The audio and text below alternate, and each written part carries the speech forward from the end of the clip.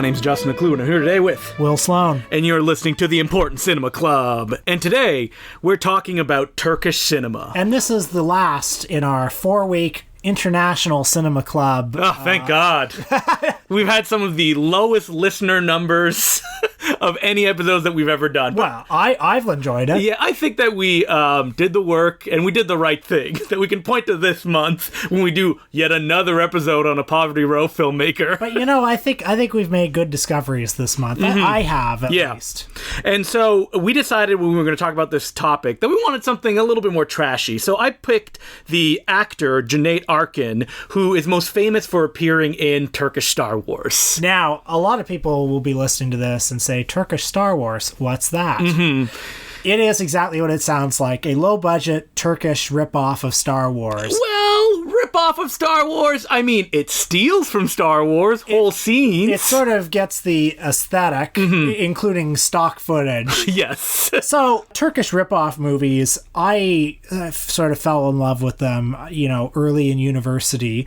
I've talked about that wonderful video store, Suspect Video. Rest in peace. A bunch of times on this podcast, but it was a real mind-blowing experience to go into that store, and they'd have like the superhero section, and you'd be looking through the superhero section and it'd be like Filipino Batman. Three Dev Adams. Three Dev Adam, perfect example. That is a Turkish movie featuring Captain America, Spider-Man, and the Mexican wrestler El Santo. So it's a ripoff of El Santo, and there were multiple El Santo ripoffs. And Spider-Man doesn't really look like Spider-Man. No. He's got a spider on his outfit. Yes. But his colors are off. Captain America looks like Captain America. Yeah, the suit's a little too baggy. You forgot to mention that Spider-Man also has a mustache in the movie. And he's a villain. He's a villain who at one point takes like gerbils and puts them up against a woman's private parts and is like, yes, eat her, eat her. Oh, man. So it's definitely like, I don't want to say it's a lost in translation thing, because they know what they're doing, but they're using the iconography that's very well known. Story goes that there are no copyright laws, especially at this time in Turkey, so there was no one saying, no, you can't do this. Mm-hmm. And I had often wondered about that, because these Turkish exploitation movies, they're sort of legendary in cult circles, but almost none of them have had official U.S. releases. This is the thing that I found kind of shocking about doing research into this actor, was that he has made, according to IMDb, over 300 credits. And I could find remnants over the vast internet of 100 of his films. Probably a lot of them are lost, right? Yeah, definitely. But out of those 100, maybe 5 of them had English subtitles. Only 1 of them had an English dub. I mean, I saw Turkish Star Wars for the first time without subtitles. Mm-hmm. At that time, even that movie didn't have subtitles. So do you think, Westerns that he made, like Ringo the Kid, have subtitles? Nope. They've essentially just been forgotten. And because Turkish cinema has no international roots like Italian or even German cinema, it's essentially been left in the dust, which made this episode kind of hard because I thought there was going to be more movies to watch. I mean, we should talk about the actual actor, Arkın. What does he look like? Like when you see him on screen? He is a square-jawed man. There's something a little bit Rutger Hauer-ish about him, I think. He's often white-haired in a lot of his movies. Mostly because they're late in his career, because he started in 1963. He's been described as the Turkish Chuck Norris, which I think gives you some idea of what his affect is. He's, a snarling guy, big, strong man, very good at martial arts. Yes. He started as a romantic lead, I understand. He did, and it's funny because early on in his career, he likes to say that he got his training as a Russian acrobat because he joined the circus and he learned all these moves. And then when he finally came to movies and he did all those romances, like you said, after being a doctor. And then when Turkish cinema started to kind of twist toward more action stuff after the Bruce Lee films became very big, he started doing all his own action scenes, and oh boy, there were a lot of them. So I love this man. Having said that, I wouldn't say he quite has his tenterhooks in me. So I just contradicted myself. Yes. I love him because he's been in 300 of these Turkish movies, and he's one of their biggest stars. But you haven't even seen that many of them, and I haven't seen any of them because they're just not available to us. I love the fact of this man. Yes. And I didn't even know a month ago that the guy from Turkish Star Wars is the same guy who was in Turkish Rambo. Or Turkish Death Wish. Who was also in The Sword and the Claw, and that all these guys were the same guy. So I'm learning this now. We're going to talk about a lot of movies that are from the late period of Turkish cinema. So there was a military coup in 1980, and essentially this impoverished industry became penniless. And the movies that you see from that period, and they're the ones that are the most distributed, are like in shambles. Most of them are like an hour long. None of them make any sense. And, you know, Turkish cinema for the longest time, they only had one audio track. So you couldn't have like multiple audio tracks. It would be like music. And if you had any sound effects, you had to be playing the music and you do the sound effects over it. That's right. So when you watch Turkish Star Wars, it'll have the Raiders of the Lost Ark score. Yeah. But anytime anybody fires a laser, the score stops and you hear the laser and then the score starts up again. Very disorienting. So The Man Who Saved the World came out in 1982. That's Turkish Star Wars. That's Turkish Star Wars, yeah. The original title, Dünyayı Kurtaran Adam. Thank you for taking that bullet, Will. Not that it matters. And according to The Guardian, it had a $300,000 budget. Would you believe that? yeah, I don't know about that. What I do believe is that it was a massive hit, that it like broke box office records, and that the director was allowed to buy like the studio space that he rented out, bought himself a Mercedes. That is hilarious watching this movie. I mean, it's incredible to imagine because like here, those of us who know about Turkish Star Wars regard it as just this like trashy, very, very trashy, like bottom of the barrel. And I say that with affection. But yes. It's like the fact that it is Turkish Star Wars sets it up for comparisons that it could not even hope to match. Well, a lot of the Star Wars stuff happens early on. Like we were talking about footage being edited in, and it's like the main character's in, I guess, a cockpit. You have to use your imagination. You just see his head, and being projected behind him are scenes from Star Wars. And not like, oh, the cockpit footage from Star Wars. This is just scenes from Star Wars with edits and everything. Outer space stuff, yeah. And so, I mean, do you want to try to explain the plot of this movie? Because they crash land on a planet. Well, the plots of these movies are always more complex and simpler, like at the same time. So the story goes that Turkish Star Wars in its original edit was 2.5 hours long. Oh my God. And to cut it down, the director just picked an hour and chopped it out. I would not be shocked. Yeah. I could take out another 30 minutes right now. Yeah, you could. You wouldn't know the difference. So yeah, Cüneyt Arkın and another guy, they've been flying in their spaceships and they land on a planet sort of like Dagobah. And there's a villain he's kind of like Darth Vader, but he looks a bit like Ming the Merciless as well. Yeah, and he also controls kind of really crummy looking Battlestar Galactica aliens. Yeah, so he is trying to take over the Earth, but the Earth has this very thick coating, like a shield that's covering it. And the Earth is the Death Star in stock footage from Star Wars. That's the outer layer of the Death Star is the shield. So he needs to find a way to penetrate it. And, you know, our men are trying to stop him. And that's basically all you need for the plot. Yeah. But also the plot is very confusing and hard to follow because it's just an onslaught of strange images. It's like the Holy Mountain. So you'll suddenly see in a scene where Cüneyt Arkın is just hitting a rock with his bare hands, and then this, I guess, gave him the ability that he can kick a rock so powerfully that it'll explode, and then he's fighting Care Bears and like ripping their heads off. Oh my God, the violence of the movie is so graphic. There's a scene where he like rips off one of their arms and starts using it as a sword. Yeah. My actual favorite scene in the movie is towards the very end when he kills the big bad by karate chopping him like in half. Yes, and then the way that they sell it is they like black out half of the screen, I guess, in post. Yeah, they black it so you see one half of his face, and then they black out the other side of the screen so you can see the other half of his face. And using the power of your imagination, those are his two halves. I mean, this is a movie that, like, not only do they have their own crummy monsters in it, at one point he steps into a cantina of some sort, so you see footage from Star Wars. And we should point out, because Star Wars was shot anamorphically on the 35mm frame, it's squished, and when you put it through the projector, it stretches out. But they didn't have the ability to do that, and their film is full screen, so all the Star Wars footage doesn't look right. It's very emaciated. And, like, that scene, he's looking around, and you'll see, like, some Rick Baker creations, which were famously very shitty because they were just masks that they redid. And then they'll cut to footage that they shot, which is just a guy in a paper devil mask. Yeah. I mean, I find the movie very charming. It's a little exhausting. I would say that after about halfway through, you sort of... Yeah. I mean, aren't all these films super exhausting? Yeah. They're just assaults of the senses. And I would say that Turkish Star Wars, compared to some that we watch, is even like a lesser pill than some of the advanced motion picture experiences that Cüneyt Arkın took me through this week. But before we get there, another one of his films that is widely available, and has been widely available for a long time, is called The Sword and the Claw. And it's known as that title recently, but it was also released as Lion Man, which I think is a better title. It was released, it's only one of these movies that got sort of a grindhouse release in the 1970s, and the cast all had like ridiculous American names that were attributed to them. And if you open up the AGFA release that they put out on Blu-ray, they actually have the American poster, and it says like starring, and then like a Chinese name who appeared in this, which is like a fictional movie. Yeah, they sell it as a kung fu movie. And, you know, it's a pretty charming movie. It's not one of my favorites. No, and it's because... It's almost too good. Yeah, it's too good. They're still shooting in the desert. They're shooting in castles. And, you know, Cüneyt Arkın is like throwing fists and stuff like that. But it doesn't have that kind of crazy desperation that the films that were directed by Cüneyt Arkın have, and that's the director of Turkish Star Wars, Turkish First Blood. All like the crazy ones are all from the same man. Right. This one has an internal logic to it. Yes, that's right. It has an aesthetic that is sort of...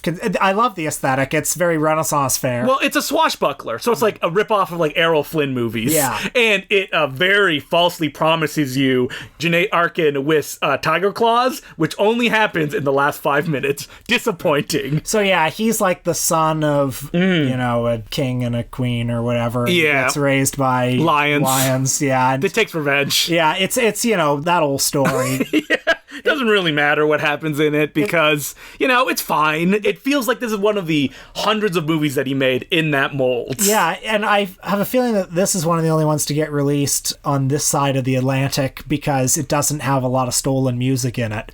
It still has stolen music, stolen classical music. It has stolen classical music, but it doesn't have...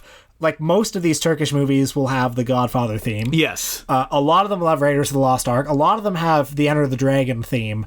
And then, you know, assorted other... You know, I think probably the Halloween theme shows up in them. So I watched a documentary on the Turkish film industry called Remake, Remix, Ripoff from 2014. I did too. It's very good. And they talk about that, like, they could not afford an orchestra. They could not afford even dollies. Like, they show how they would build their dollies. I've never seen a dolly built like this. It has no wheels. It's just like, it's supposed to slide on these tracks they build, and they put water on it for it to go. And that's just how they would do it. They'd have to deliver movies in 4 days because they were regional filmmakers. They had like 6 regions that they had to hit. They assumed they would put their films out there, they would play, and then they would just disappear.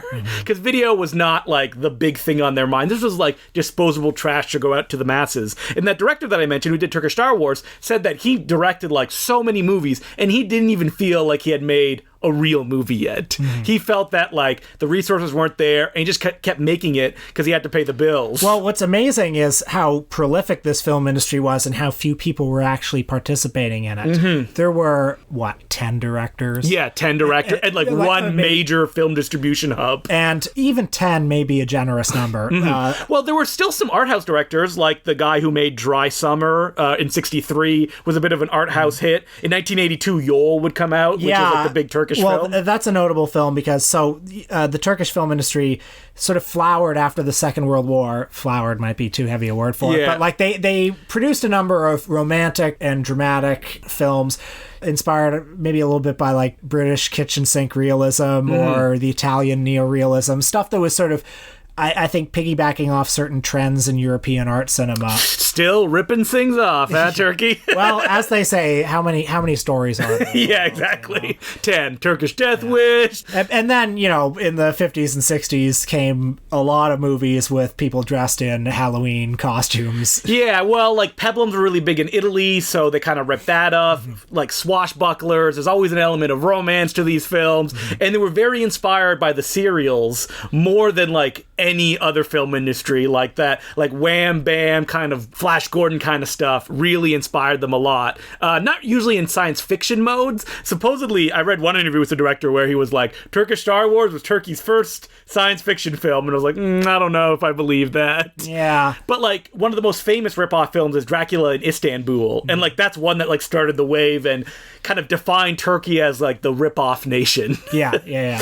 And we watched a few other films from Cüneyt Arkın, and, you know, as a performer, they always ask him to do the same stuff, and the stuff that's available to us English-speaking audiences. He, like, grimaces, he screams a lot, he does a lot of floppy kung fu that you can laugh at, but then if you look at it, like, real closely, it's very dangerous, and he does all of his own stunts as well. So we watched Turkish First Blood, where it's pretty much follows along similar lines of First Blood, although there are zombies. Yes. The zombie scene is great because it comes early on, and the zombies are just doughy bald guys in blue jeans, and they're covered in fake blood. There's zombies in Turkish Star Wars as well. That's right. Which makes me think, like, what was the big hit in Turkey that inspired all of these? I think there are zombies in pretty much all of these movies. Death Warrior has zombies in it. Yeah, that's right. Turkish First Blood, when it comes to ripoff, it's pretty close to the plot of First Blood if the bad guys were all bikers, so you didn't care about them being killed. Yeah. And, you know, this is, I think, one of the prime kind of high-energy Turkish movies where you feel the director is like, all right, everything's a wide angle, the camera's always moving and going all over the place. If people get bored, we're just going to cut to the next scene. Don't gotta explain how we got there. It doesn't matter. We're just there. Yeah. And, like, Cüneyt Arkın in this movie does so many crazy stuff. At one point, he, like, falls off a cliff and you just see him, like, roll down it. Oh, my God. These movies are just, like, so dangerous. I mean... He said in an interview that I saw with him that he, like, at one point crashed through a window on a motorcycle and it was a real glass window because they couldn't afford anything fake. And he, like, severed his hand. One of the guys in the documentary we watched was talking about how there was this prop rifle, and the producer was like, you got to be really careful about that rifle. I spent so much money on it. It's really important. And so there was one point where he, like, consciously did something like really dangerous to his body to save the rifle from being broken, and in the process he dislocated his shoulder. Oh, God.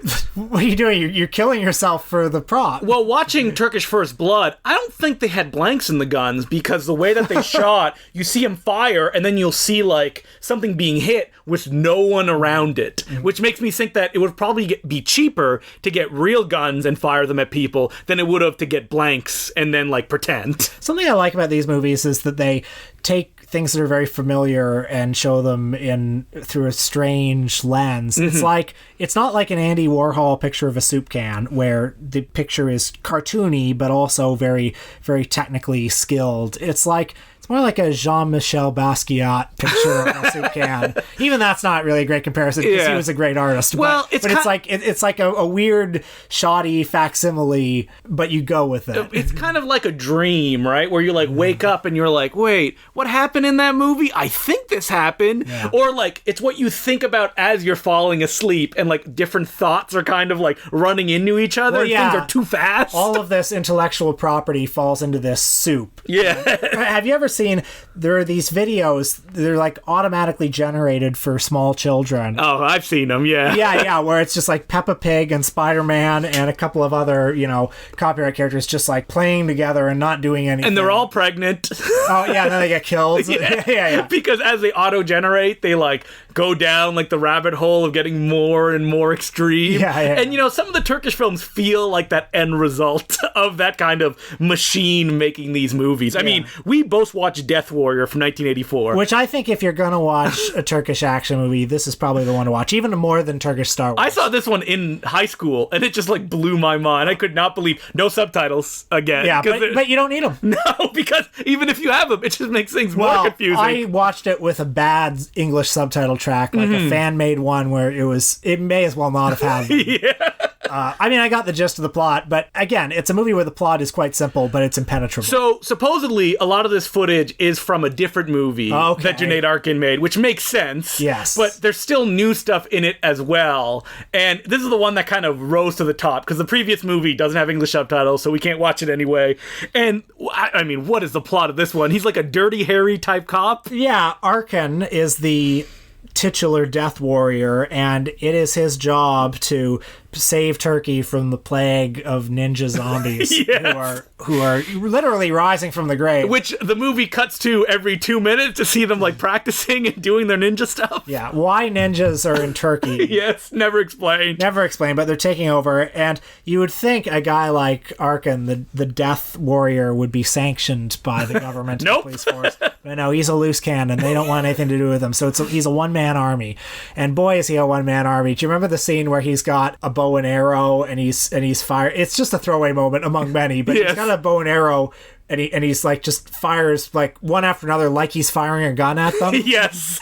I mean, this is a movie that from scene to scene, you don't know where you are or what's going on. Well, there's a scene with killer plants. Yes, never brought up again. There are There's like a monsters. mummy monster. Yes, Yeah, there are mummies. There's that incredible motorcycle chase where Arkyn is like jumping from motorcycle to motorcycle. But also car chases where the crashes are from different movies, and some of the wide shots are miniature toys Yes. that are being pushed around. And I've talked about before where it's been insulting to me that people would be like, Godzilla movies look like toys. I mean, these look are like toys. They are toys. Yeah. Just like crashing into each other. It's almost like a little boy like making a movie and being like, "Meow."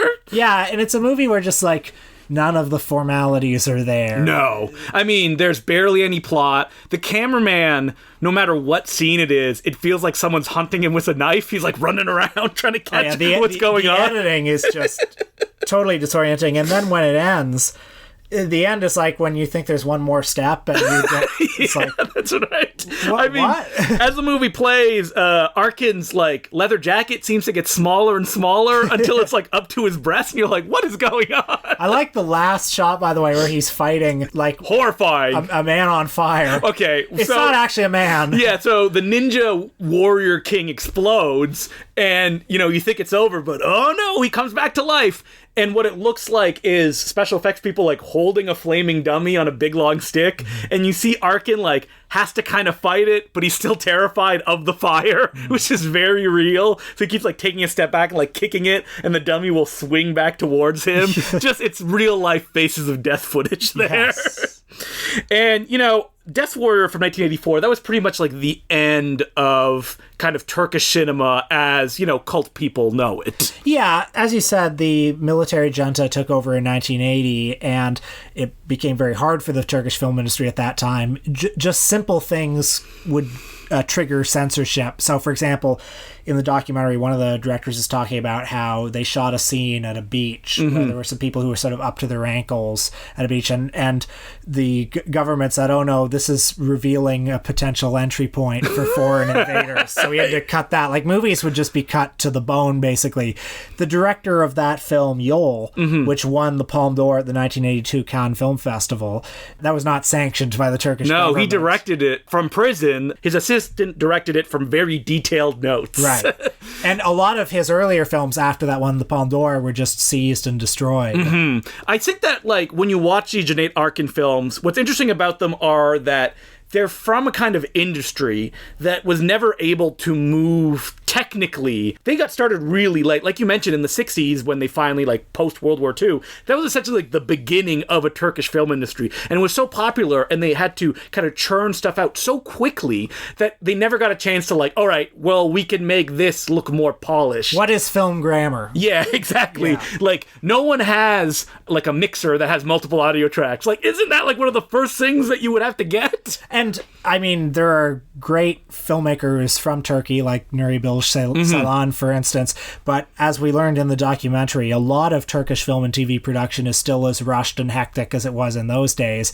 We saw footage in the documentary of this strike of Turkish TV actors and crew members, some of whom were like, God, we have to make 40 minutes of television 7 days a week or something like that. Yeah, and even longer. Like, sometimes it's 2 hours of television. Yeah, insane. There was a cameraman who was talking about how, God, I worked 24 hours once.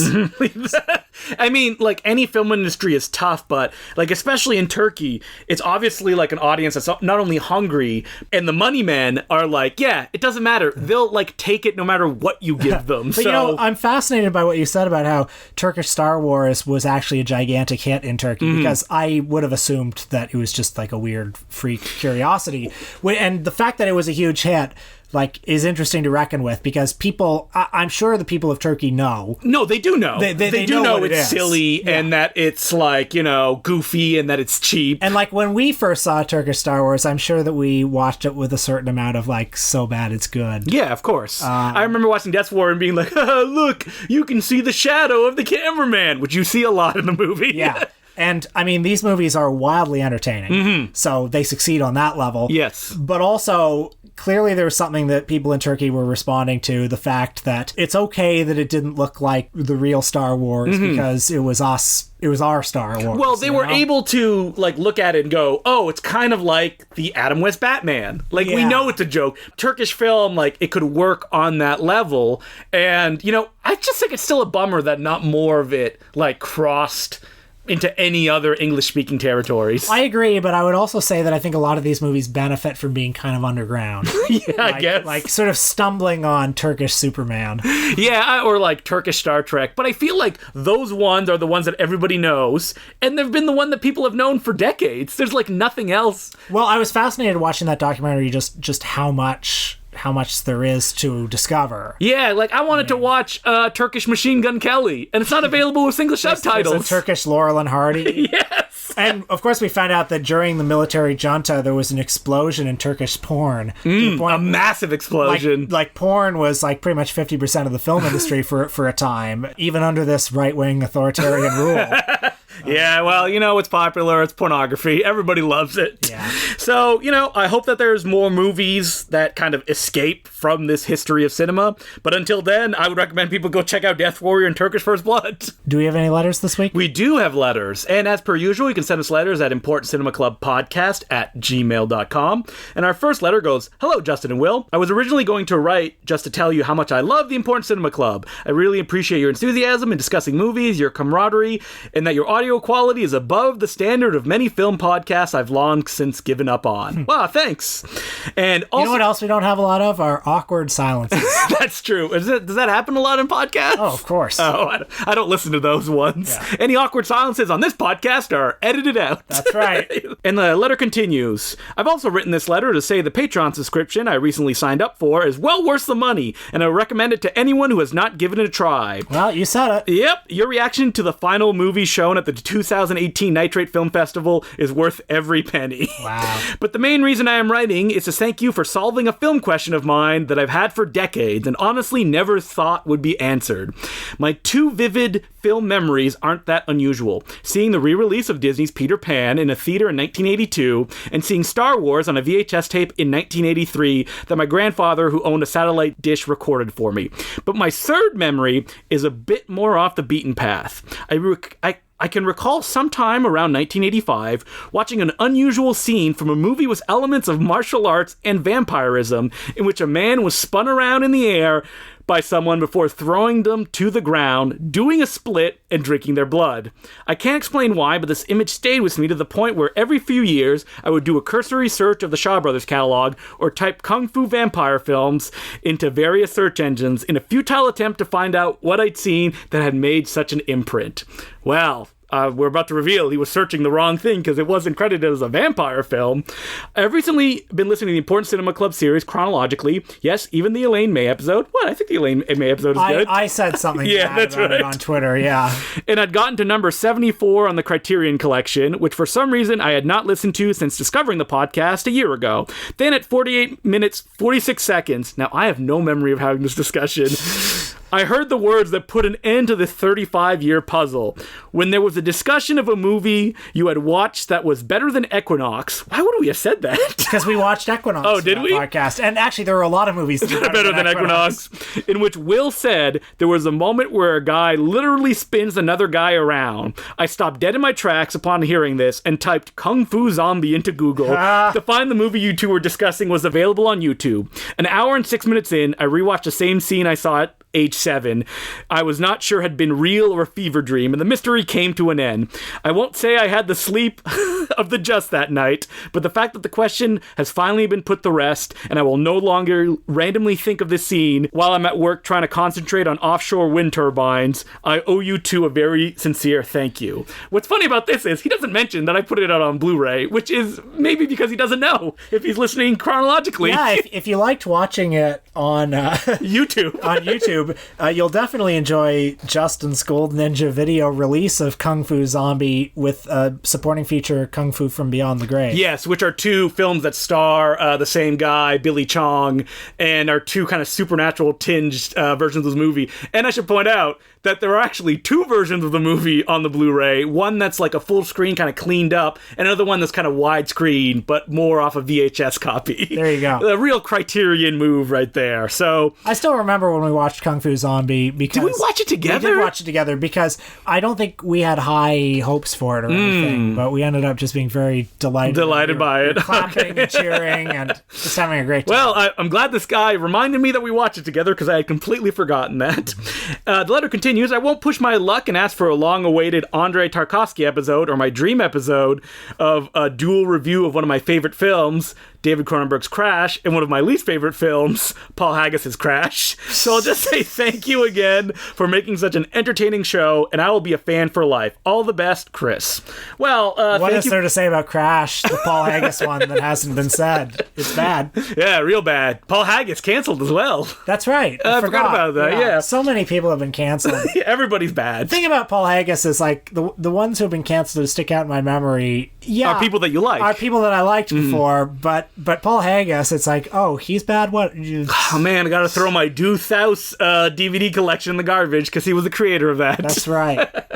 Do you have any memories from as a kid of, like, a movie scene that you saw that you can't pinpoint that film? Well, there's one that I really hope the listeners can help me with because I've been trying to find it for years. In senior kindergarten, we watched this film, and I think they actually projected it on like 16 millimeter film because I'm that old. Yes, that I was. I don't think there was ever a projector in the classes I was at, but continue. The film was sort of like set at it's probably from like the 70s or 80s. It was set at the turn of the 20th century, kind of a Ambersons-like family, and they're sort of a wealthy family, and it's snowy, and they have a Christmas tree, and the movie is narrated by the Christmas tree. And it's live action. Yes. And the Christmas tree, you know, he's kind of like an observer to their lives as they have their lives and loves and heartaches and this and that. And then he's talking about how nice the family's treating him and how well everything is, but then he loses all his pine needles at the end, and they throw him in the fire. They throw the tree in the fire. So now you can see why this movie sticks out in my memory. Okay. And you see the family watching the tree burn. Is he screaming? Is he like, oh? So in my memory he is. And I don't know if... All right.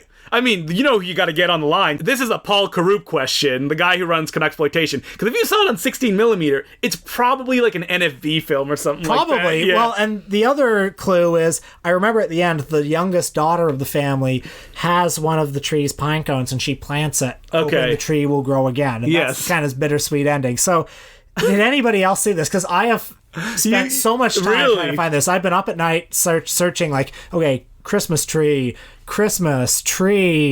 sentient, anything. Yeah. Wow. I've never heard of that before. So and I hope I didn't just hallucinate. Because that's like a short film subject too, which makes it even harder. I feel like it was probably in the 30-minute range. Okay. It could have been an hour. You have to spend 30 minutes with his Christmas tree before he's brutally murdered. Yeah. All right. Well, hopefully a listener can figure that out. I really have no memories because I am like an elephant. I remember everything now. Yeah. I'm trying to think of like, when I was a kid, I didn't watch that many like crazy movies because my parents would not let me. So I don't have that many memories other than stuff like The Peanut Butter Solution, which is just absolutely insane. And it's like one of the craziest movies ever, and it's Canadian. Severin Films is putting it out on Blu-ray soon. I never saw that movie as a kid, which is strange because it seems that every Canadian saw that as a kid. Mm-hmm. And every Canadian has fond memories of it. Listen, I'm sure that you saw The Log Driver's Waltz, the animated film. We were all legally forced to watch it, I guess. Yeah. I would love to know, like, the person in charge of the NFB that sent out all these VHS tapes to all these teachers who just played them for thousands and thousands of kids. Yeah. Like, Why peanut butter solution? Why? I don't understand. I also remember seeing a pre-show at a movie, maybe 10 years ago, where it's just like clips from random Shaw Brothers movies. And this may not have been a Shaw Brothers movie, but it looked like that one of those sets that you see in a Shaw Brothers movie, and there were like kung fu guys who were like on roller skates, and they were skating around, and they had like sparklers and there were flames and stuff, and wacky neon lights, a lot of sparklers. Are you sure that it wasn't the Andrew Lloyd Webber Starlight Express? Yes, it had a little bit of that aesthetic to it. So based on that nothing clue, if somebody can write in and tell me what that might have been, it may not have actually been Shaw Brothers. It may have just been like something with those aesthetics. Was it a martial arts film, or? I think it was. And it was a pre-show. Okay, that's weird. Yeah. All right. Well, hopefully someone can answer those questions. We're throwing them out in the blue. And importantcinemaclubpodcast@gmail.com. So what are we doing next week, Will? Next week, we are looking back at the decade. We are doing our top 10 movies of the 2010s. Yep, that's right. I think I'll put them out there because I know you did. Yeah. So Did you look at my list yet? I did look at your list. Okay. Yeah. Well, put mine out, and you can tell me if there's anything I really need to see. Okay. I don't think so. Have I seen everything on your list? Probably not, but I'll put it out there just so you can not be like, well, I don't know what that is, or something like that. Or, me and Will, it's probably 80% the same. No, it's not. But there are some movies that I saw one of them on there. I was like, oh, I would have put that one on it too, but I'm already sharing one with you. You still can put it on. Yeah, I know. It'll make the episode go by a little quicker. That's right. So that's what we're doing next week. After this month of international cinema, we're selling out. We need more clicks. So we're going to be talking about our top 10 of the decade. And before I forget, I actually put out a new Gold Ninja video release, and it is the Pearl Chang collection. We talked about her a few episodes ago. She was a director, star, writer, probably choreographer as well, costume designer of 4 feature films officially. And I put those 4 feature films on a 2 Blu-ray set, as well as a bonus feature on each film, and probably some hidden features somewhere on those discs as well. It's a career in a box. Yeah, it's a career in a box. That's what I wanted to do. People don't know who she is, so I wanted to give them everything in one tidy package. Perfect for the person in your life who's like, I love women filmmakers, and I'm always looking for new stuff. I can guarantee you they have not seen these films. So you can pick them up at goldninjavideo.com. It's limited edition like everything that we do, and this is a 2 Blu-ray set, which I haven't done yet. So pick it up. And until next week, my name's Justin Glue. I'm Will Sloan. Thanks for listening. Well, Justin and I made our annual trip to Horrorama this weekend, which is this annual horror convention, a rather small-scale, intimate horror convention that takes place in Toronto. I've talked about how much I love it because I don't feel the pressure of something like Fan Expo, which I haven't been to in almost a decade now, where it's big and kind of anonymous, and the stars are very far away, and it costs a lot of money to get their autograph. Well, I mean, it still kind of costs a lot of money to get their autograph at Horrorama, but you can more freely ask some questions during Q&As. Well, the big guest this year was Lamberto Bava. Yes, that's right. The director of Demons. Yep. And we have no stories because we didn't go to his Q&A. We didn't go to his Q&A. Well, because he doesn't speak English, right? Yeah, and, I don't know what I would ask him. And this is where I'm getting to, at a certain point with some of, filmmaking figures and stuff like that, where I'm like, oh, wow, what if I met someone like Sam Raimi? What were the questions I could ask him? And I was like, I don't know. You know everything. Yeah, maybe I don't know everything, but it's what question would he be able to answer in a way that, no one has heard before? And I'd be like, whoa, I've never heard that before, unless they went, completely off book because we're friends, which is not going to happen. Yeah. I mean, are there any filmmakers that, you wish would go to a convention so you could ask some questions? Yeah. If I ever met Clint Eastwood, I would ask that there was a character actor who was in a lot of your movies in the 70s named Gregory Walcott. Okay. What are your memories of Gregory? Because Gregory Walcott starred in Plan 9 from Outer Space. Really? And, he went on to have a very successful career as the guy who gets punched by Clint Eastwood in a bunch of movies. And I would like to hear... Did he start his own fan club? No. I mean, there's still time. Will, I was actually thinking about this recently, reading your top 10 list. When do you think your obsession with Clint Eastwood started? I actually think it probably started big time after we did the episode. Really? Well, I mean, I've always been interested in Clint Eastwood. And I mean, who hasn't been? But I don't know. I just feel like kind of after there was a period around there when he was making movies like Invictus, where I kind of started to tune out of him. But now that he's making movies like the 1517 to Paris, I'm back in. So is your obsession with him because he was like kind of like the mainstream, everybody loves him guy, and he kind of like started to twist? Because he didn't become more like right-wing, because he was always right-wing. Yeah, it's the fact that he's... maybe it's a bit of a privilege to be able to find a right-wing guy fascinating. Yes. You find a lot of right-wing people fascinating. But yeah, I mean, he is interesting, that the fact that he's a conservative guy who is also capable of great empathy. And so his movies... Is he? Because if you read his biography, Sandra Lockett would be like, great empathy, eh? I mean, through his art. Okay, yes. I cannot judge... Well, I can judge him as a person. It seems like he's guilty of a lot of sins. Yes, that's right. But...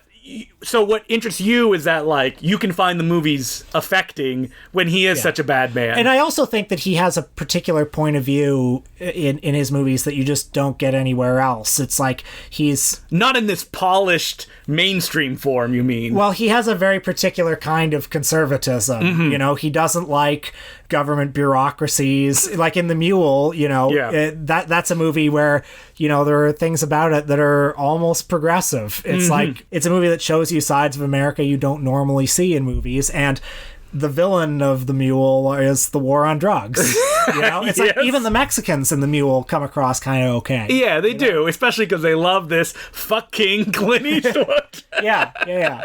I mean, okay, so this is just, I guess, a little taste, because I'm sure we'll touch upon this again when we watch, is it 1517 to Paris? Yeah. Yeah, because I have it. It's on my stack. I'm going to watch it. I promise you. Sure, and I hope you enjoy it. I hope I enjoy it as well, because I don't think I have the same fascination with Clint Eastwood as you do, or all the other film Twitter dudes do. But I think if you watch the 1570 to Paris, like, at the end of it, you'll at least say, well, I've never seen anything like that. You know what? I believe you. And I wish after doing our Clint Eastwood episode, like Clint Eastwood less. You got fascinated by him. Interesting. And just how much of a monster he was. Yeah. And just like it's all out there as well. Yeah. Because before that, as this guy who just goes out, he makes movies, does one take, he wants to get back by like 6 o'clock back home. I love that, and that he worked in so many genres. But when I read about him, and it's just like, just leaving a trail of bodies in his wake, that made me like his movies a lot less. Interesting. Well, why does it rub off on the movies?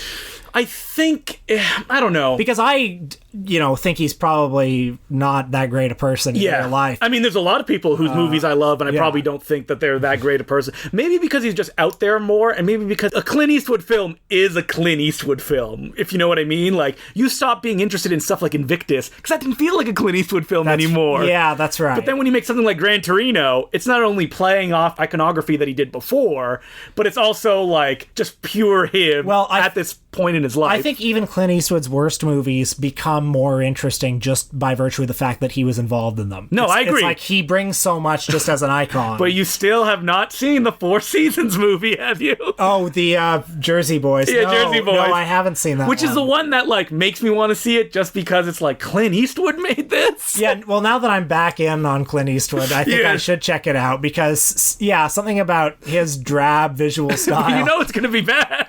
Yeah. Can you imagine if Clint Eastwood had just, like, dropped dead after Unforgiven?